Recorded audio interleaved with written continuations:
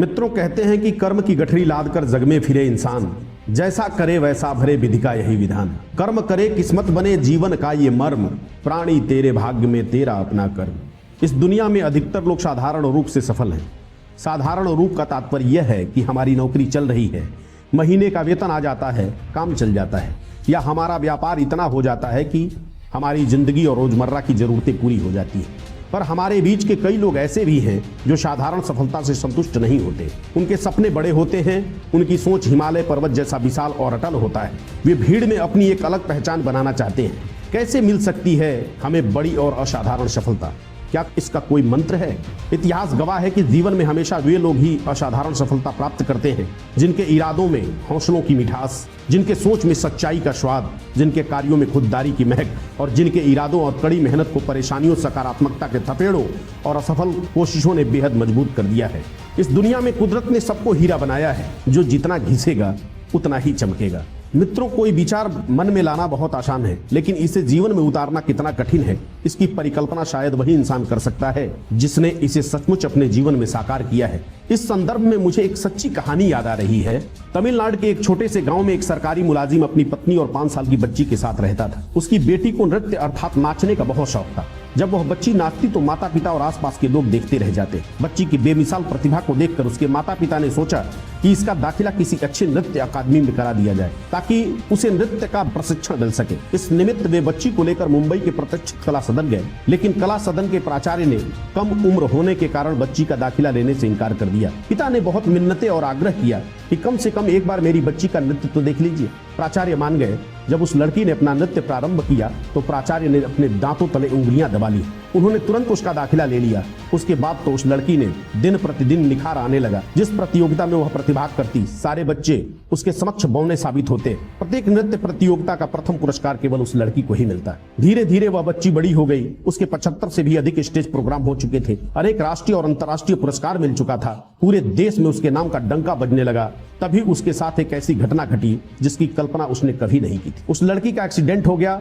दुर्घटना में उसका घुटना चकनाचूर हो गया। डॉक्टर ने कहा यदि लड़की को बचाना है तो एक पैर काटना पड़ेगा। यह सुन उस बेटी के ख्वाब भी टूटकर चूर चूर हो गए। ऐसा लगा जैसे जीवन का सारा मकसद ही खत्म हो गया हो। विपत्ति का पहाड़ टूट पड़ा। जीवन को बचाने के लिए डॉक्टर के परामर्श से पैर काट दिया गया।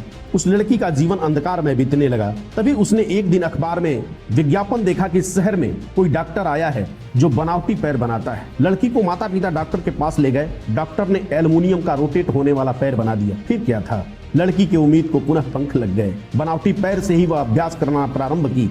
पहले की अपेक्षा 10 गुना ज्यादा मेहनत।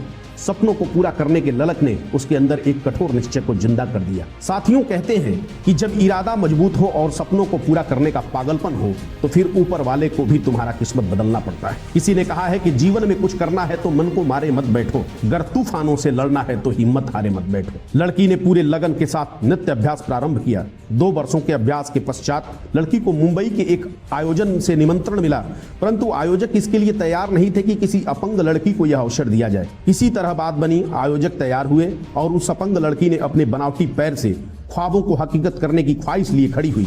फिर जो हुआ पूरी दुनिया देखती रह गई। जब उस लड़की ने अपना प्रदर्शन शुरू किया तो पूरा हाल तालियों की गड़गड़ाहट से गूंज उठा। लड़की स्वयं भूल गई कि उसका एक पैर एल्युमिनियम का है। कार्यक्रम के अंत में जब आयोजकों ने दर्शकों को उस लड़की के पैर के बारे में बताया तो सभी दर्शक खड़े होकर 20 मिनट तक उस लड़की के सम्मान में ताली बजाते रहे। अगले दिन सभी समाचार पत्रों में यह लड़की छा गई। यह सच्ची घटना विश्व प्रसिद्ध नृत्यांगना सुधा चंद्रन की है, जिसके जीवन पर बाद में हिंदी फिल्म नाचे मयूरी बनी और उसे कई राष्ट्रीय और अंतर्राष्ट्रीय फिल्म पुरस्कारों से नवाजा गया। इसलिए किसी भी सफलता व अचीवमेंट के लिए आपके अंदर वह विश्वास, वह उम्मीद होनी चाहिए जो किसी भी समस्या से बड़ी हो, क्योंकि जिसके पास उम्मीद है, विश्वास है, उसे कोई भी समस्या विचलित नहीं कर सकती। यदि आपको स्वयं पर भरोसा है तो कोई ताकत आपके सपनों को पूरा करने से रोक नहीं सकती। यदि कोई कार्य आप पूरी शिद्दत से करने की चाहत रखते हैं तो पूरी कायनात उस कार्य को करने में आपका साथ देने लगती है। किसी विचारक ने कहा है कि इंसान की पराजय तब नहीं होती जब वह गिर जाता है, बल्कि पराजय तो तब होती है जब वह उठने से इनकार कर देता है। साथियों, यदि आप अपने ख्वाबों को हकीकत में बदलना चाहते हैं, मुश्किलों का सीना चीर कर आगे निकलना चाहते हैं, तो फिर कहीं न कहीं किसी न किसी रूप में आपको कीमत तो चुकानी पड़ेगी। चाहे वह मेहनत के रूप में हो, बलिदान के रूप में हो या भावना के रूप में। यदि हम वह कीमत चुकाने को तैयार हैं तो फिर किसी की हिम्मत नहीं जो दुनिया में आपको असाधारण सफलता प्राप्त करने से रोक सके। हम जीवन में छोटी छोटी घटनाओं के सामने घुटने टेक देते हैं, विचलित होकर हिम्मत हार जाते हैं, लेकिन जीवन में कुछ बड़ा करना है तो बड़ा सोचना होगा, अपनी जुनून को जिंदा रखना होगा, अपने खून में ख्वाबों को पूरा करने का उबाल जिंदा रखना होगा, अपने आंखों में उम्मीद का अंगार जिंदा रखना होगा और अपने कानों में इरादों के गूंज को जिंदा रखना होगा। तभी हमें सबसे अलग और असाधारण सफलता मिल पाएगी। कहते हैं कि जीत की खातिर बस जुनून चाहिए, जिसमें उबाल हो ऐसा खून चाहिए, ये आसमां भी आएगा जमी पे एक दिन, बस इरादों में अब जीत की गूंज चाहिए। साथियों, वीडियो अच्छा लगे तो सब्सक्राइब व शेयर जरूर करें। धन्यवाद। जय हिंद।